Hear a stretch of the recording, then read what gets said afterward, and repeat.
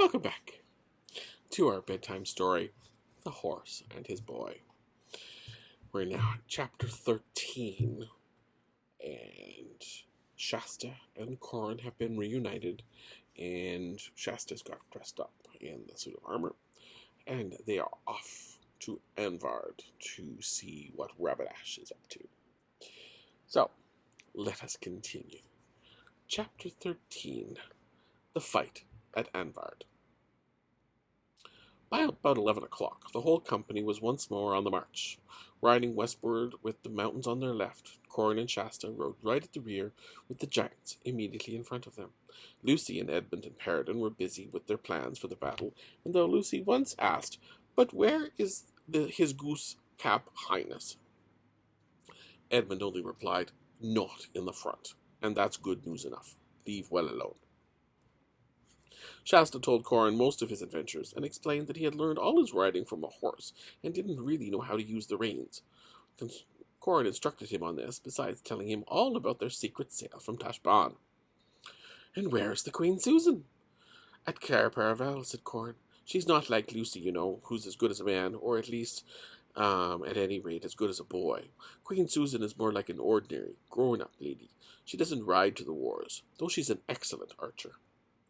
The hillside path which they were following became nearer all the time, and dropped on their right hand, becoming steeper. At last they were going in single file along the edge of a precipice, and Shasta shuddered to think that he had done the exact same thing last night without knowing it. But of course, he thought, I was quite safe. That is why the lion kept on my left. He was between me and the edge all the time. Then the path went left and south, away from the cliff, and there were thick woods on both sides, and they went up steeply up and up into the pass. There would have been a splendid view from the top if it were open ground, but among all those trees you could see nothing, only every now and then some huge pinnacle of rock above the treetops, and an eagle or two wheeling high up in the blue sky. "They smell battle," said Corin, pointing at the birds. "They know we're preparing a feed for them." Shasta didn't like this at all. When they had crossed the neck of the path, and had come a good deal lower, they reached more open ground, and from there Shasta could see all Archenland, blue and hazy, spread out below him, and even though, he thought, a hint of the desert beyond it. But the sun, which was perhaps 2 hours or so to go before it set, was in his eyes, and he couldn't make things out distinctly. Here the army halted and spread out in a line, and there was a great deal of rearranging. A whole detachment of some very dangerous-looking talking beasts, whom Shasta had not noticed before, and who were mostly of the cat kind, leopards, panthers, and the like, were padding and growling to take up their positions on the left. The giants were ordered to the right, and before going they all took off something they had been carrying on their backs, and sat down for a moment. Then Shasta saw what they were carrying, and were now putting on, were pairs of boots, horrid, heavy, spiked boots, which came up to their knees. And then they slopped their huge clubs over the shoulders and marched into their battle position. The archers, with Queen Lucy, fell to the rear, and you could first see them bending their bows, and then hear the twang, twang as they tested the strings. And wherever you looked, you could see people tightening girths, putting on helmets, drawing swords, and throwing cloaks to the ground. There was hardly any talking now. It was very solemn and very dreadful. "I'm in for it now. I really am in for it now," thought Shasta. Then there came some noises far ahead, the sound of many men shouting, and then a steady thud, thud, thud. "Battering ram," whispered Corin. "They're battering the gate." Even Corin looked quite serious now. Why doesn't King Edmund get on?" he said. "I can't stand this waiting about. Chilly, too." Shasta nodded. He didn't look as frightened as he felt. The trumpet at last. On the move now. Trotting, the banner streaming out in the wind. They had topped the low ridge now, and below them the whole scene suddenly opened out.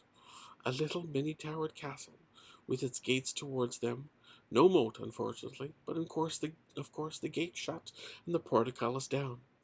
On the walls they could see the little white dots, the faces of the defenders. Down below, about 50 of the Calormans, dismounted, were steadily swinging a great tree trunk against the gate. But at once the scene changed. The main bulk of Rabadash's men had been on foot, ready to assault the gate. But now he had seen the Narnians sweeping down from the ridge. There was no doubt these Calormans were wonderfully trained. It seemed to Shasta only a second before her whole line of the enemy were on horseback again, wheeling around to meet them, swinging towards them. And now a gallop. The ground between the two armies grew less every moment. Faster, faster. All swords out now, all shields up to the nose, all prayers said, all teeth clenched.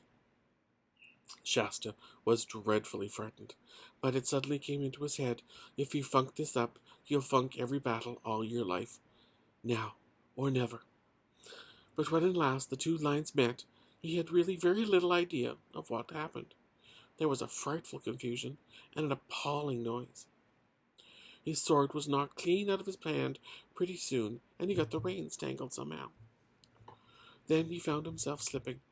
Then a spear came straight at him, and he ducked to avoid it, and he rolled off his horse, bashed his left knuckles terribly against someone else's armor, and then— But it's no use trying to describe the battle from Shasta's point of view. He understood too little of the fight in general, and even of his own part in it. The best way I can tell you what really happened is to take you some miles away to where the hermit of the Southern March sat gazing into the smooth pool beneath the spreading tree, with Bree and Win and Arvis beside him. For it was this pool that the hermit looked into when he wanted to know what was going on in the wide world, outside the green walls of his hermitage. There, as in a mirror, he could see at certain times what was going on in the streets of cities far farther south than Tashbaan, or what ships were putting into Redhaven, in the remote Seven Isles, or what robbers or wild beasts stirred in the great western forests between Lantern Waste and Delmar. And all this day he had hardly left his pool, even to eat or drink, for he knew that great events were on foot in Arketland.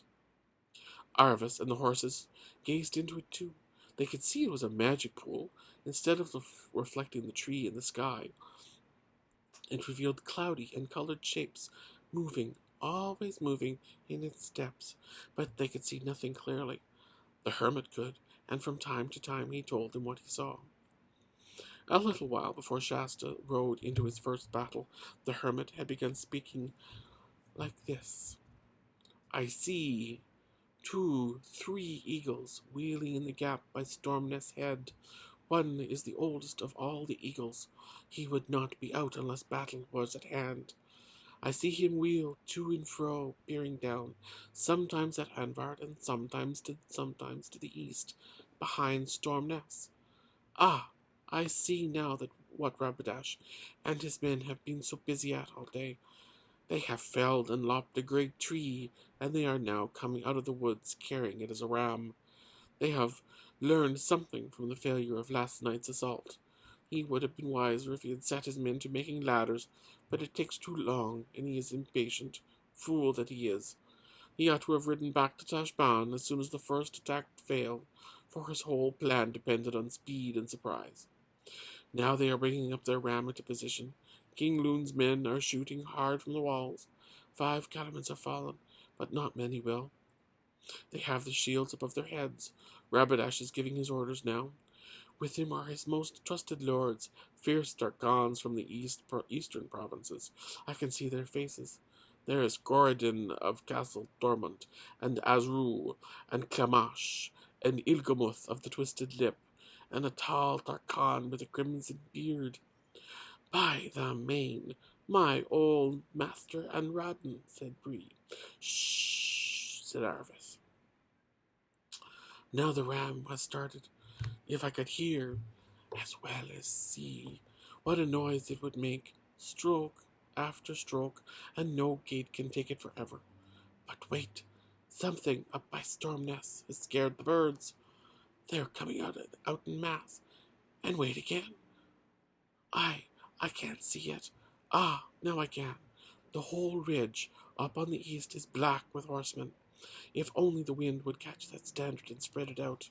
They're over the ridge now, whoever they are. Ah, I've seen the banner now. Narnia, Narnia, it's the Red Lion.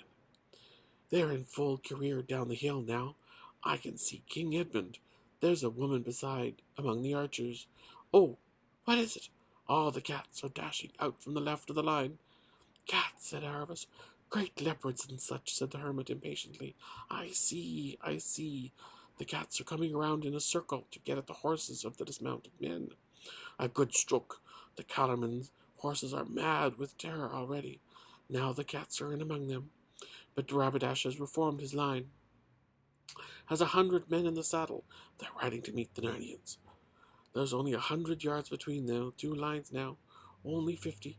I see King Edmund. I see Lord Paradan. There are 2 mere children in the Narnian line. What can the king be about to let them into battle? Only 10 yards. The lines have met. And the giants of the Narnian right are doing wonders. But one's down. Shot through the eye, I suppose. The centre's all a muddle. I can see more on the left. There are 2 boys again. Line alive. One is Prince Corn. The other like him is 2 peas. It's your little Shasta. Corn is fighting like a man. He's killed a Callerman. I can see a bit of the centre now. Rabadash and Edmund almost met then, but the press has separated them. What of Shasta? Said Aravis. Oh, the fool, groaned the hermit. Poor, brave little fool. He knows nothing about this work. He's making no use at all of his shield. His whole side's exposed. He hasn't the faintest idea what to do with his sword. Oh, he's remembered it now. He's waving it wildly about, nearly cut off his own pony's head, and he will in a moment if he's not careful. But it's been knocked out of his hand now. It's mere murder sending a child into a battle. He can't live 5 minutes. Duck, you fool! Oh, he's down. Killed? Asked 3 voices breathlessly. How can I tell? Said the hermit. The cats have done their work. All the riderless horses are dead, or escaped now. No retreat for the cattlemans on them. Now the cats are turning back into the main battle. They're leaping onto the ramsman. The ram is down. Ah, good, good. The gates are opening from the inside. There's going to be a sortie. The first 3 are out. It's King Loon in the middle. The brothers Dar and Darn on each side of him. Behind there are Tran and Shar and Cole and his brother Colin. There are 20, nearly 30 of them by now. The Callerman line is being forced back upon them. King Edmund is dealing marvellous strokes. He's just slashed Corridon's head off. Lots of Callermans have thrown down their arms and are running for the woods. Those that remain are hard-pressed. The giants are closing in on the right, cats on the left. King Loon from their rear. The Collemans are a little knot now, fighting back to back. Yurtakan's down, Bree. Loon and Azru are fighting hand to hand. The king looks like winning. The king is keeping it up well. The king has won. Azru's down. King Edmund's down. No, he's up again. He's at it with Rabadash. They're fighting at the very gate of the castle. Several Callermans have surrendered. Darren has killed Ilgamuth. I can't see what's happened to Rabadash. I think he's dead, leaning against the castle wall, but I don't know. Clamash and King Edmund are still fighting, but the battle is over everywhere else. Clamash has surrendered. The battle is over. The Callermans are utterly defeated. When Shasta fell off his horse, he gave himself up for lost. But horses, even in battle, tread on human beings very much less than you would suppose. After a horrible 10 minutes or so, Shasta realized suddenly that there was no longer any horses stamping about him in the immediate neighborhood, and that the noise, for there was still a good many noises going on, were no longer that of a battle. He sat up and stared about him. Even he, little as he knew of battles, could soon see that the Archenlanders and the Narnians had won. The only living Collermans he could see were prisoners. The castle gates were wide open, and King Loon and King Edmund were shaking hands across the battering ram. From the circle of lords and warriors around them, there arose a sound of breathless and excited, but obviously cheerful conversation, and then, suddenly, all of it united and swelled into a great roar of laughter. Shasta picked himself up, feeling uncommonly stiff, and ran towards the sound to see what the joke was. A very curious sight met his eyes. The unfortunate Rabadash appeared to be suspended from the castle wall. His feet, which were about 3 feet from the ground, were kicking wildly. His chain shirt was somehow hitched up, so it was horribly tight under the arms and came halfway over his face. In fact, he looked just like a man looks if you catch him in the very act of getting into a stiff shirt that is a little too small for him. As far as he could be made out afterwards, and you may be sure that the story was well talked over for many days. What happened was something like this. Early in the battle, one of the giants had made an unsuccessful stamp at Rabadash with his spiked boot. Unsuccessful because it didn't crush Rabadash, which was what the giant intended, but not quite useless because one of the spikes tore the chainmail, just as you or I might tear an ordinary shirt. So Rabadash, by the time he encountered Edmund at the gate, had a hole in the back of his hauberk. And when Edmund pressed him back nearer and nearer to the wall, he jumped up on a mounting block and stood there, raining down blows on Edmund from above. But then, finding that this position, by raising him above the heads of everyone else, made him a mark for every arrow from the Narnian bows, he decided to jump down again. And he meant to look and sound, no doubt for a moment he did look and sound very grand and very dreadful, as he jumped, crying, "The bolt of Tash falls from above." But he had to jump sideways because of the crowd in front of him, left him no landing place in that direction. And then, in the neatest way you could wish, the tear in the back of his hauberk caught on a hook in the wall. Ages ago, this hook had a ring in it for tying horses to, and there he found himself, like a piece of washing hung up to dry, with everybody laughing at him.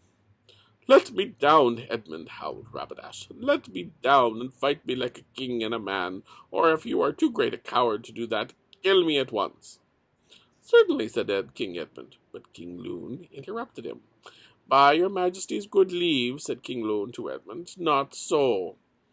Then turning to Rabadash, he said, "Your Royal Highness, if you had given that challenge a week ago, I'll answer for it that no one in King Edmund's dominion, from the High King down to the smallest talking mouse, would have refused it. But by attacking our castle of Anvard in time of peace without defiance sent, you have proved yourself no knight, but a traitor, and one rather to be whipped by the hangman than to be suffered to cross swords with any person of honor. Take him down, bind him, and carry him within, till our pleasure be further known." Strong hands wrenched Rabadash's sword from him, and he was carried away into the castle, shouting, threatening, cursing, and even crying. For though he could have faced torture, he couldn't bear being made ridiculous. In Tashbaan, everyone had always taken him very seriously. At that moment, Corin ran up to Shasta, seized his hand, and started dragging him towards King Loon. "Here he is, father! Here he is!" cried Corin. "Aye, and here thou art at last," said the king in a very gruff voice, "and hast been in the battle clean contrary to your obedience. A boy to break a father's heart, at your age, a rod to your breeches were fitter than a sword in your fist. Ha!" But everyone, including Corin, could see that the king was very proud of him. "Chide him no more, sire, if it please you," said Lord Darren. "His Highness would not be your son if he did not inherit your conditions. It would grieve your Majesty more if he had to be reproved for the opposite fault." Well, well," grumbled the king, "we'll pass it over for this time.